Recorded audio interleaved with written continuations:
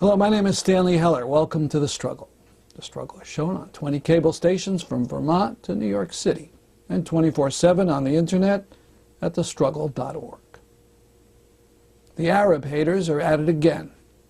The Israeli paper Haaretz reports that the University of California, Santa Barbara, is investigating allegations of improper conduct and anti-Semitism against sociology professor William I. Robinson for sending an email to 80 of his students in January that contained pictures of Jews killed by Nazis and similar photos of Palestinians killed by Israelis during the recent Israeli offensive into Gaza. And the offense here?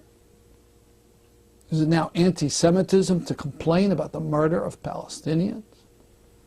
During Israel's 3-week offensive, they killed over 400 children. One family lost 29 people. They flattened the American International School, bombed UN warehouses. They even bombed a cemetery. And to complain about this is considered anti-Semitism? Garbage. People shouldn't stand for this kind of intimidation by Arab haters. Go to our website, thestruggle.org, and find out ways how you can help Professor Robinson. On our show today, an interview with Richard Greeman, activist, professor, translator, and authority on Victor Serge. We interview him about his new book, a collection of essays of 40 years of his political writings. In Middletown, I'm speaking with Richard Greeman, who has just published Beware of Vegetarian Sharks, Radical Rants and Internationalist Essays. And we're going to talk about his book. Hi, how are you? Very well, and very glad to be here in Middletown, where I spent a part of my life. Now, what is a vegetarian shark? Have you ever heard of clean coal? Have you ever heard of Exxon going green? Have you ever heard of humanitarian war? All of these are sharks that pretend to be vegetarians. Now, if I may show the cover, you see what's happening here. We have a big shark called capitalism, and then we have two little guys that look like me and Stan, and we're waving, "Be nice, reform." But as you can see, capitalism is just about to devour them. The lesson of the story is very simple. Capitalism can no more reform than a shark can become a vegetarian. And if we think it's going to reform, and if we wait around for it to be reformed, this will be our fate. Well, let's go first into your background. You're a retired professor? Right, but I'm not retired as an intellectual or as a movement person or as a thinker. Where did you teach? I taught right up the hill here at Wesleyan until I got kicked out, subsequent to an anti-Vietnam War speech I made in Hartford in front of about 6,000 people. And Wesleyan thought they had hired one of these Marxist, post-Marxist intellectuals, and they didn't realize that, for me, Marxism translated itself into struggle. What year was that? That must have been in 71. It was the anti-aircraft demonstration up at United Technologies in Hartford. And you also taught in, was it University of Hartford? I taught subsequent to a few years of unemployment, I taught at the University of Hartford, and previously I had come from Columbia University. Columbia University, 1968. You write about that in the book. For those who don't know about it, what would you tell them? Well, in 1968, in the United States, as well as in France and in Czechoslovakia, there were massive revolts all over the country. Students revolting against the war in Vietnam, blacks revolting against racism and terrible living conditions and so on, as well as in Czechoslovakia. And it came to a head in New York at Columbia University, where I happened to be teaching at the time. I was just finishing my doctorate.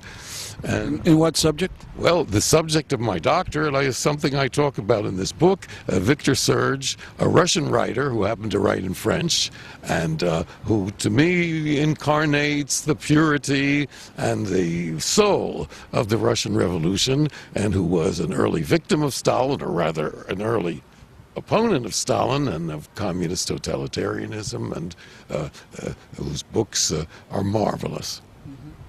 So what was going on in Colombia?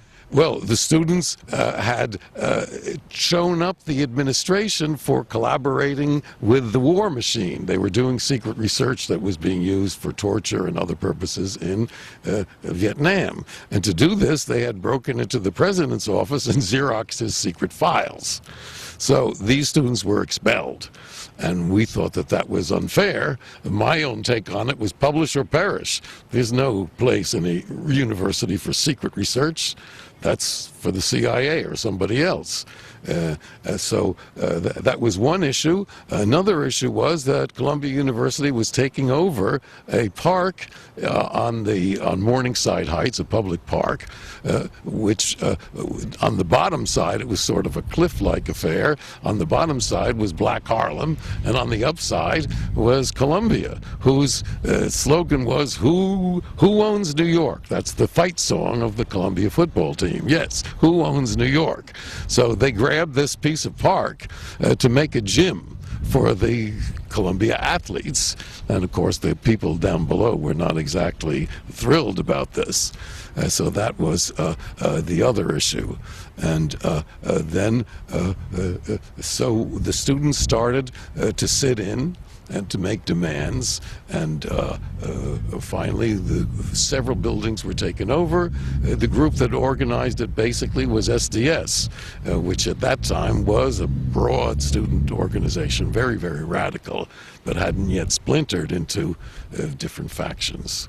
And that was a big moment, and I happened to be Johnny on the spot. The day they called the police, or the night, it was about midnight, we had a faculty line of nonviolence to keep basically the jocks and fraternity boys who had been whipped up by the administration to come and beat up the weenies who had taken over these buildings, and they came to demand their classes and so on. Of course, I stood out there and just joked with them. I said, "Oh, you're so eager for a 9 o'clock class, I never saw you up this early before." So when the police finally came, I was in front of the administration building with a bunch of other faculty, and the police were filtering in because their command post was there. So we were sort of having a line that just filtered them through. But one cop, they were plainclothesmen, and I challenged one of these cops, and he whipped out a billy club from his sleeve and smacked me over the head, and I went down but not out. And when I realized that I was all bloody, I got up and showed it to the press and the people that were assembled, and it made the front page of the New York Post the next day. Of course, my name is spelled wrong. But that was an important episode because the administration got scared when they saw a professor slugged before anything had happened, and they realized that this police bus that they had called would entail lots and lots of broken heads, which eventually it did. But they got chicken and called it off, and it was then that the whole campus was taken over, and the strike became a general strike, and high school students from all over came in, and it became a national event. How long did it last? A couple of weeks, and then continued on after the students were arrested, and when they filtered back and the campus was surrounded by guards and you had to show ID and get in and so on, then we really organized. We had outdoor classes, and we taught about alternative subjects. How long did you stay at Columbia?